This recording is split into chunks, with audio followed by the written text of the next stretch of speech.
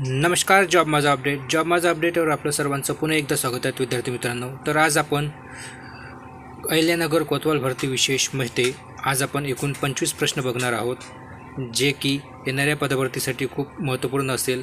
आज आपण जे काही प्रश्न बघणार आहोत ते अहिल्यानगर कोतवाल भरतीसाठी अत्यंत महत्त्वपूर्ण असतील. यातील काही प्रश्न परीक्षेला येण्याची दाट शक्यता आहे. तर बघा, आपण व्हिडिओला लगेच सुरुवात करूया.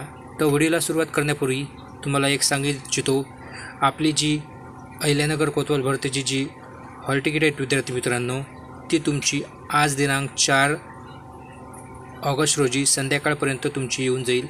तुम्हाला तुमची जी हॉल तिकीट आहेत विद्यार्थी मित्रांनो, ते वेबसाईटवर जाऊन मी तुम्हाला ती वेबसाईटची लिंक व्हिडिओच्या डिस्क्रिप्शन बॉक्समध्ये प्रोव्हाइड करून देईल.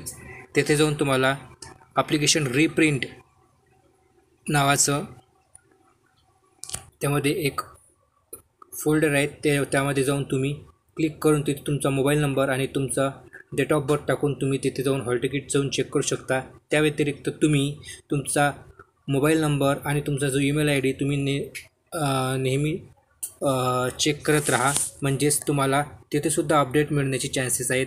म्हणजेच तुमच्या मोबाईल नंबरला तुम्हाला मेसेज येऊ शकतो किंवा ईमेल आय डीला तुम्हाला एक ईमेल येऊ शकतो हॉल तिकीटचा. त्याच्यामुळे ते सुद्धा तुम्ही नेहमी बघत जा. आणि त्या व्यतिरिक्त तुम्ही लिंकवरती जाऊन तुम्ही चेक करू शकताच. तर चला, तर मग व्हिडिओला सुरुवात करूया. तर बघा, पहिला प्रश्न आहे, देशातील पहिला ग्लास ब्रिज कोणत्या राज्यामध्ये निर्माण करण्यात आला आहे? प्रश्न पुन्हा एकदा ऐका विद्यार्थी मित्रांनो. प्रश्न आहे, देशातील पहिला ग्लास ब्रिज कोणत्या राज्यामध्ये निर्माण करण्यात आला आहे? तर याचं बरोबर उत्तर जे असेल विद्यार्थी मित्रांनो, ते ऑप्शन क्रमांक 4 तमिळनाडू. तर तमिळनाडू या राज्यामध्ये हा भारतातील पहिला ग्लास ब्रिज जे आहेत तो तयार करण्यात आलेला आहे विद्यार्थी मित्रांनो. त्यानंतर बघा, प्रश्न क्रमांक 2, सर्व 7 खंडातील सर्वोच्च शिखरे सर करणारी सर्वात तरुण महिला कोण बनली आहे? तर बघा, येथे 4 ऑप्शन दिलेले आहे, जसे की option A Kami Rita Sherpa, option 2 Kaamya Karthikeyan, option 3 Purnima Shrestha, option 4 Narsing Sen. तर बघा, यापैकी ऑप्शन क्रमांक 2 काम्या कार्तिकेयन जी आहे ती सर्व जे 7 खंड आपले त्या 7 खंडातील जे 7 सर्वोच्च शिखर आहेत त्या प्रत्येक खंडातील ते शिखरे सर करणारी सर्वात तरुण महिला आहेत. त्यानंतर बघा, प्रश्न क्रमांक 3, वाव थराद नावाचा नवीन जिल्हा कोणत्या राज्यात घोषित करण्यात आला आहे? पुन्हा एकदा ऐका प्रश्न, वाव थराद नावाचा जो जिल्हा आहे विद्यार्थी मित्रांनो, तो कोणत्या राज्यामध्ये तयार करण्यात आलेला आहे, म्हणजे घोषित करण्यात आलेला आहे? तर बघा विद्यार्थी मित्रांनो, याचं बरोबर उत्तर हे ऑप्शन क्रमांक 3 गुजरात आहे. गुजरात या राज्यामध्ये वाव थराद नावाचा नवीन जिल्हा जो आहे तो निर्माण करण्यात आलेला आहे. त्यानंतर बघा विद्यार्थी मित्रांनो, प्रश्न क्रमांक 4, ब्रिटिश एम्पायरच्या न्यू इयर ऑनर्स यादीमधील commander of the order of the British Empire हा प्रतिष्ठेचा सन्मान राज्यातील म्हणजेच आपल्या राज्यातील कोल्हापूरच्या या व्यक्तीला मिळाला आहे. खाली 4 ऑप्शन दिलेले आहेत. या 4 ऑप्शनपैकी एका व्यक्तीला जो आहे तो ब्रिटिश एम्पायरचा commander of the order of the British Empire हा प्रतिष्ठेचा जो पुरस्कार आहे हा कोल्हापूरच्या लीना नायर यांना भेटलेला आहे विद्यार्थी मित्रांनो.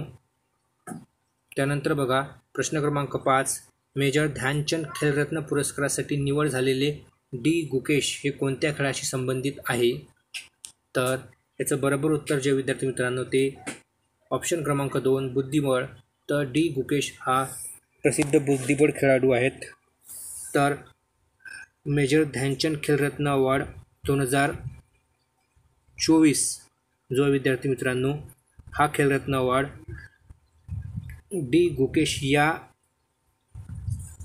बुद्धिबळ खेळाडू म्हणजे चेस प्लेयरला मिळालेला आहे.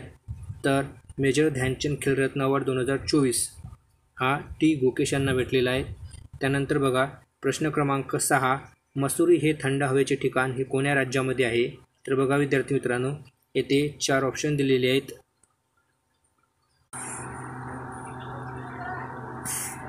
तर याचं बरोबर उत्तर जे असेल ते ऑप्शन क्रमांक 3 उत्तराखंड. तर मसूर हे थंड हवेचे ठिकाण विद्यार्थी मित्रांनो उत्तराखंड या राज्यामध्ये आहे.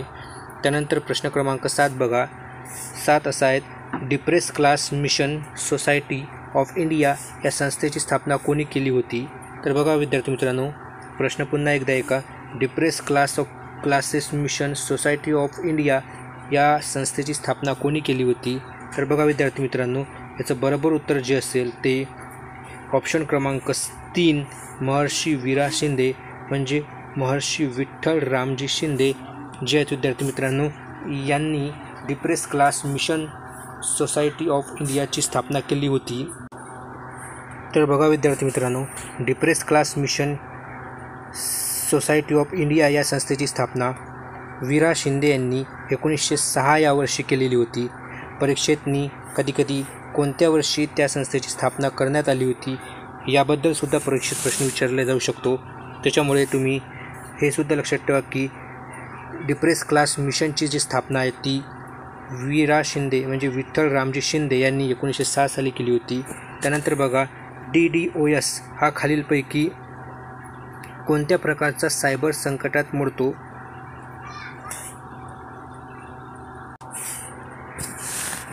तर प्रश्न पुन्हा एकदा ऐका. DDoS हा खालीलपैकी कोणत्या प्रकारच्या सायबर संकटात मोडतो? तर याचं बरोबर उत्तर जे असेल विद्यार्थी मित्रांनो ते ऑप्शन क्रमांक 2 संगणकीय जाळ्यांवरील हल्ला. तर बघा यामध्ये कशा प्रकारे, तर DDoS याचं पूर्ण रूप म्हणजे पूर्ण रूप काय? तर बघा विद्यार्थी मित्रांनो, तर बघा DDoS मध्ये डिस्ट्रीब्युटेड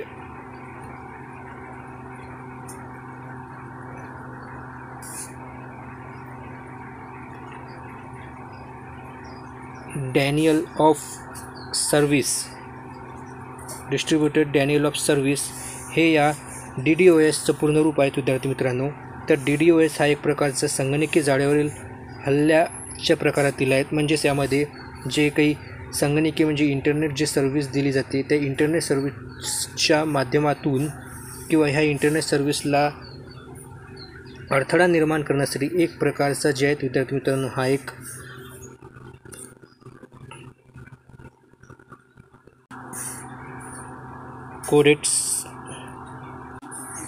प्रकारचा हा हल्ला आहेत, ज्यामध्ये इंटरनेट सर्व्हिस जी असते ती इंटरनेट सर्व्हिस धोक्यात आणण्यासाठी हा एक प्रकारचा हल्ला आहे.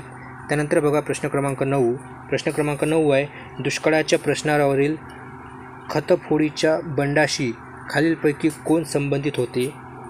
तर बघा विद्यार्थी मित्रांनो, प्रश्न पुन्हा एकदा ऐका. दुष्काळाच्या प्रश्नांवरील खतफोडीच्या बंडाशी खालीलपैकी कोण संबंधित होते? तर बघा विद्यार्थी मित्रांनो, यापैकी ऑप्शन क्रमांक 1 महात्मा फुले म्हणजे महात्मा ज्योतिबा फुले हे त्या संबंधित होते विद्यार्थी मित्रांनो. त्यानंतर बघा प्रश्न क्रमांक 10 हंटर आयोग कोणत्या घटनेच्या नंतर स्थापित करण्यात आला होता? तर बघा विद्यार्थी मित्रांनो, यामध्ये 4 वेगवेगळी ऑप्शन दिलेली आहेत. या 4 ऑप्शनपैकी ऑप्शन क्रमांक 2 जालियनवाला बाग हत्याकांड यानंतर हंटर आयोग जो आहे विद्यार्थी मित्रांनो नेमण्यात आलेला होता. तर बघा जालियनवाला बाग हत्याकांड जे की 13 एप्रिल 1919 साली जो आहे विद्यार्थी मित्रांनो हा हत्याकांड जो आहे तो घडून आणला होता. तर हे तारीखसुद्धा तुम्ही लक्षात ठेवा, जालियनवाला बाग हत्याकांड कोणत्या वर्षी झाला होता, कारण यावरसुद्धा डायरेक्ट प्रश्न विचारले जातात. त्यानंतर बघा प्रश्न क्रमांक 11 तंबाखूमध्ये आढळणारे अल्कलॉइड हे काय आहे? तर बघा विद्यार्थी मित्रांनो, याचं बरोबर जे उत्तर असेल ते ऑप्शन क्रमांक 3 निकोटीन असेल. म्हणजेच तंबाखूमध्ये आढळणारं अल्कलॉइड हे निकोटीन असते. त्यानंतर बघा नद्यांच्या सखल प्रदेशात झालेल्या नवीन गाळाच्या निक्षेपणास काय म्हणतात? तर बघा प्रश्न पुन्हा एकदा ऐका. नद्यांच्या सखल प्रदेशामध्ये झालेल्या नवीन गाळाच्या निक्षेपणास काय म्हणतात? तर बघा विद्यार्थी मित्रांनो, याचं बरोबर उत्तर हे खादर असेल. तर नद्यांच्या सखल प्रदेशामध्ये तयार झालेल्या नवीन गाळाच्या निक्षेपणास खादर असं म्हटले जाते. त्यानंतर बघा प्रश्न क्रमांक 13 हवामानाच्या कोणत्या घटकामुळे हवेचा दाब बदलतो? तर यापैकी ऑप्शन क्रमांक 3 पाऊस. तर बघा विद्यार्थी मित्रांनो, हवामानाच्या पाऊस या घटकामुळे हवामानाचा जो आहे तो दाब बदलत असतो. त्यानंतर प्रश्न क्रमांक 14 बघा, खालीलपैकी कोणती रचना ही संत ज्ञानेश्वरांची नाही? तर बघा येथे 4 वेगवेगळे जे आहेत ते ग्रंथ दिलेले आहेत. ह्या 4 ग्रंथापैकी एक ग्रंथ जो आहे तो संत ज्ञानेश्वरांनी लिहिलेला नाही आहेत. तर बघा विद्यार्थी मित्रांनो, यापैकी चांगदेव पासष्टी, भावार्थ दीपिका आणि अमृतानुभव हे तीनही ग्रंथ संत ज्ञानेश्वरांचे आहेत. तर गीता रहस्य हा ग्रंथ संत ज्ञानेश्वरांचा नाही. तर गीता रहस्य हा ग्रंथ कोणी लिहिला याबद्दल तुम्ही मला कमेंट बॉक्समध्ये नक्कीच सांगा. त्यानंतर बघा प्रश्न क्रमांक 15, रॅपिड ॲक्शन फोर्स म्हणजे RAF हे विशेष पोलीस पथक कोणत्या केंद्रीय पोलीस दलाची अंग आहे? तर याचं बरोबर उत्तर जे असेल ते CRPF असेल. तर CRPF जे आहेत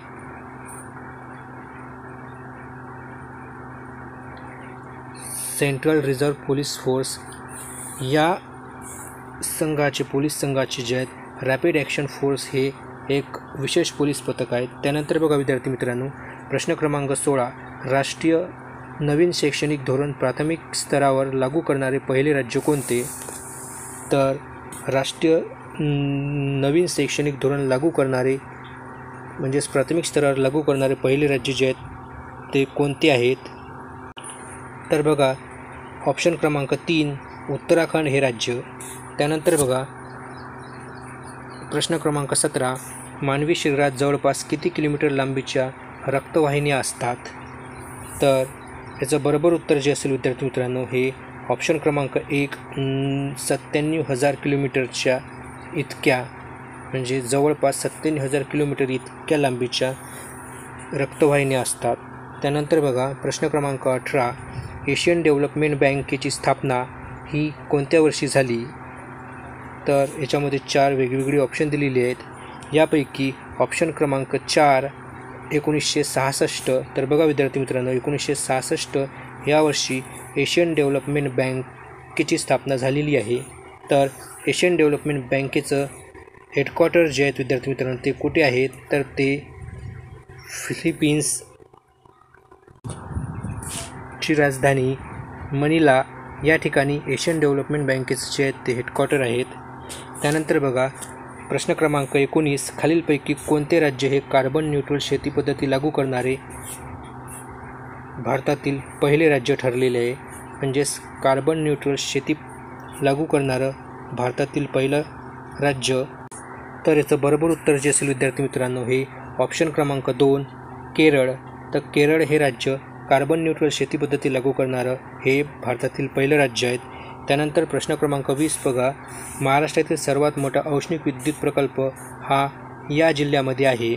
तर याचं बरोबर उत्तर जे असेल विद्यार्थी मित्रांनो हे ऑप्शन क्रमांक 2 चंद्रपूर. तर चंद्रपूर जिल्ह्यामध्ये हा महाराष्ट्रातला सर्वात मोठा औष्णिक विद्युत प्रकल्प म्हणजेच महाराष्ट्रातला सर्वात मोठा थर्मल पॉवर प्लांट जो आहे तो चंद्रपूर या जिल्ह्यामध्ये आहेत. त्यानंतर बघा प्रश्न क्रमांक 21, सर्वसाधारणपणे राज्याच्या उच्च न्यायालयामध्ये मुख्य न्यायाधीश आणि रिकामी जागा यांचा समावेश असतो. तर इथे 4 ऑप्शन दिलेले आहेत.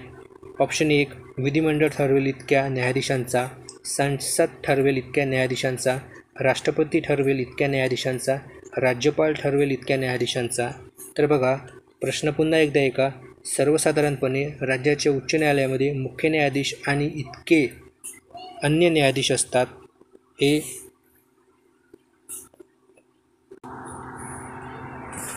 जे उत्तर आहे विद्यार्थी मित्रांनो हे ऑप्शन क्रमांक 3 राष्ट्रपती ठरवेल इतक्या अन्य न्यायाधीशांचा.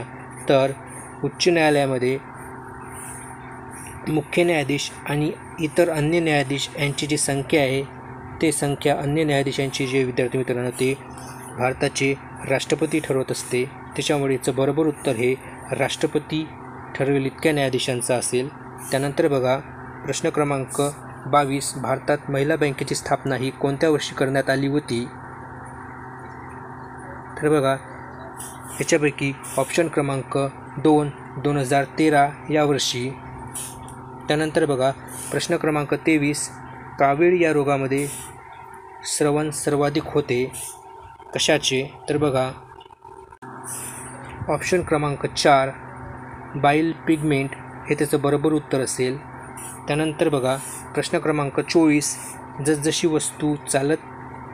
वस्तूची जी चाल वाढत जाते तसतसं रिकामी जागा होते. म्हणजेच ज्या प्रकारे एखाद्या वस्तूची जी चाल म्हणजे स्पीड जसजशी वाढत जाईल तसतसं काय फरक होतो?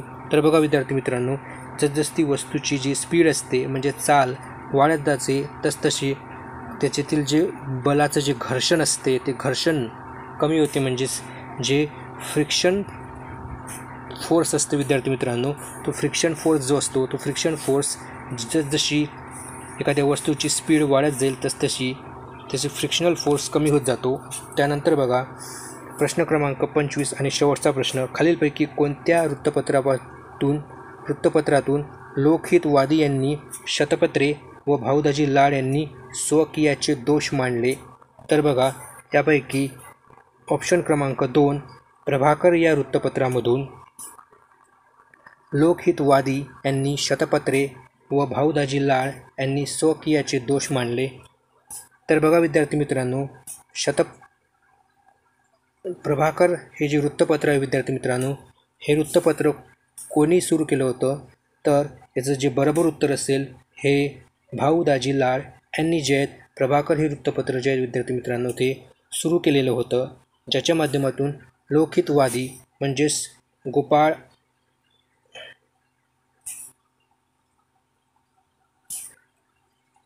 हरी देशमुख हे लोकहितवादी यांचे पूर्ण नाव आहेत. यांनी शतपत्रे जी आहेत हे प्रभाकर या वृत्तपत्रातून मांडली होती, जे वृत्तपत्र भाऊदाजी लाड यांनी तयार केलेलं म्हणजे यांनी संपादित केलेलं होतं म्हणजे सुरू केलेलं होतं. तर अशा प्रकारचे हे काही महत्त्वपूर्ण प्रश्न आहेत विद्यार्थी मित्रांनो, जे की तुम्हाला येणाऱ्या कोतवाल पदभरतीसाठी महत्त्वपूर्ण असेल. तर धन्यवाद.